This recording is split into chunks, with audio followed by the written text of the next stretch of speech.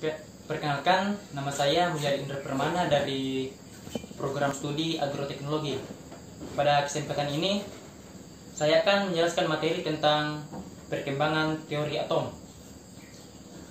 Atom berasal dari bahasa Yunani dari kata atomos, artinya tidak dapat dibagi-bagi lagi. Menurut Demokritus, atom adalah bagian terkecil dari partikel-partikel yang tidak dapat dibagi lagi. Selain Demokritus, ada beberapa tokoh lain yang mengemukakan pendapatnya tentang teori atom. Di antaranya, teori atom Dalton, teori atom Thomson, teori atom Rutherford, teori atom Bohr, dan yang terakhir, teori atom mekanika kuantum. Yang pertama, kita akan membahas tentang teori atom Dalton. Perkembangan teori atom pertama dicetuskan oleh John Dalton pada tahun 1803 hingga tahun 1808. John Dalton menyatakan bahwa yang pertama, setiap unsur terdiri dari partikel yang sangat kecil yang disebut atom. Yang kedua, semua atom dari satu unsur yang sama adalah identik. Namun atom unsur lain berbeda dengan unsur-unsur lainnya. Yang ketiga, atom tidak dapat dibagi, tidak dapat diciptakan, ataupun dimusnahkan melalui reaksi kimia.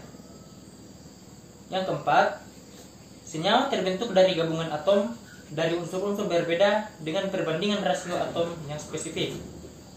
Model atom Dalton digambarkan sebagai bola pejal atau seperti model bola biliar. Adapun kelebihan dan kelemahan dari teori atom Dalton. Kelebihannya yaitu mampu membangkitkan minat terhadap penelitian tentang model atom berikutnya. Sedangkan kelemahannya yaitu tidak bisa menjelaskan hubungan antara larutan senyawa dan daya hantar arus listrik. Teori atom yang kedua yaitu teori atom Thomson. Teori atom Thomson lahir pada tahun 1897. Saat ia melakukan eksperimen dengan sinar katoda, dalam eksperimennya, sinar katoda dapat terbelokkan oleh suatu medan magnet ataupun medan listrik.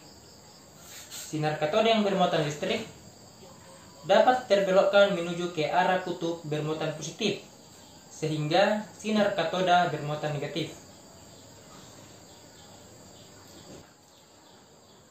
J.J. Thomson berpendapat bahwa atom terdiri dari elektron yang bermuatan negatif.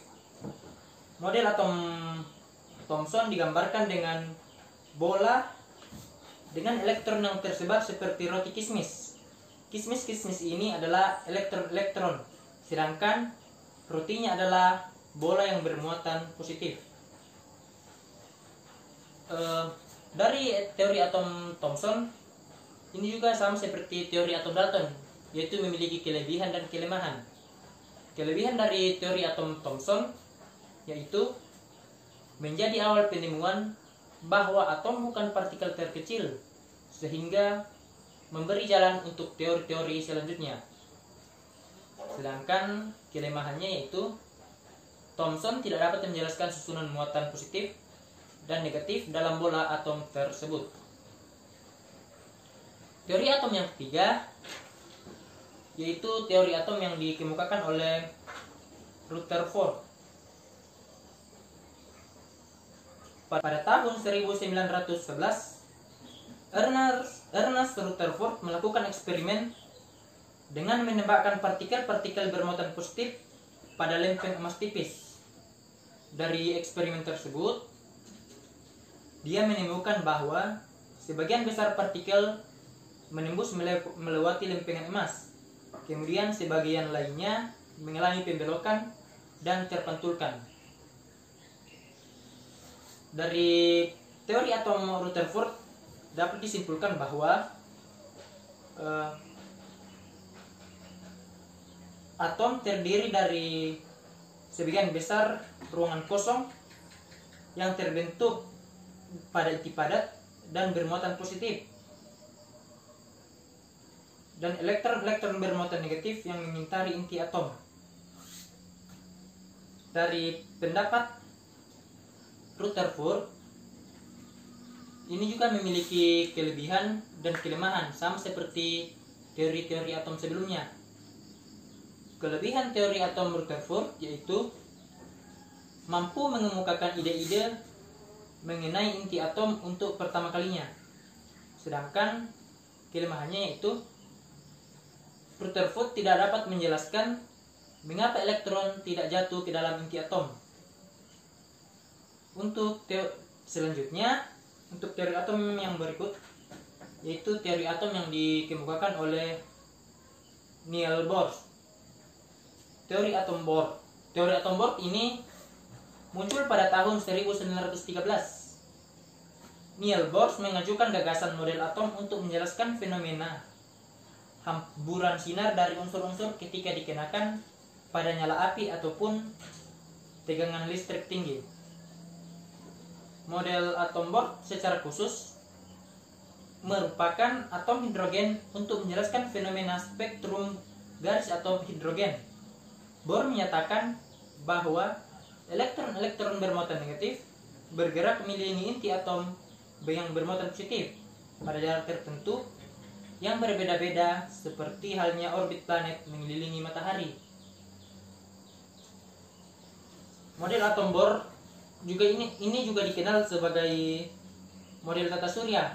Dalam model ini, setiap lintasan orbit elektron berada di tingkat energi yang berbeda, di mana semakin jauh lintasan orbit dari inti, semakin tinggi tingkat energinya. Nah, dari pendapat Niels Bohr, ini juga memiliki kelebihan dan kelemahan tersendiri.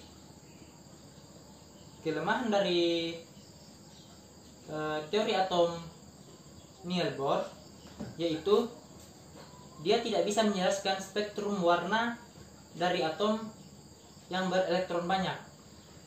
Sedangkan kelebihannya itu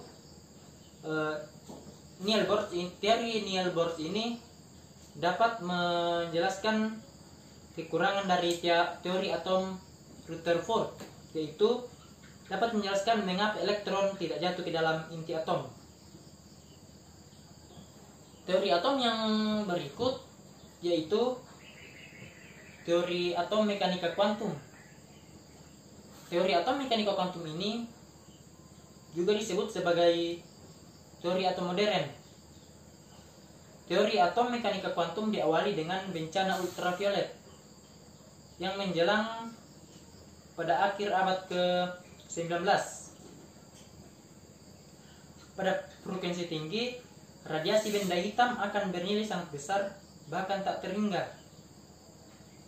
Dengan kejadian tersebut, Max Planck berhasil menemukan rumusan sederhana tentang radiasi benda hitam untuk mengatasi masalah bencana ultraviolet ini.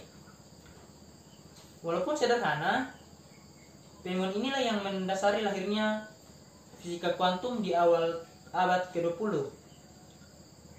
Nah, pada saat yang bersamaan pula, Albert Einstein mengirimkan makalah kepada Planck yang berisi gagasan efek fotolistrik pada tahun 1905.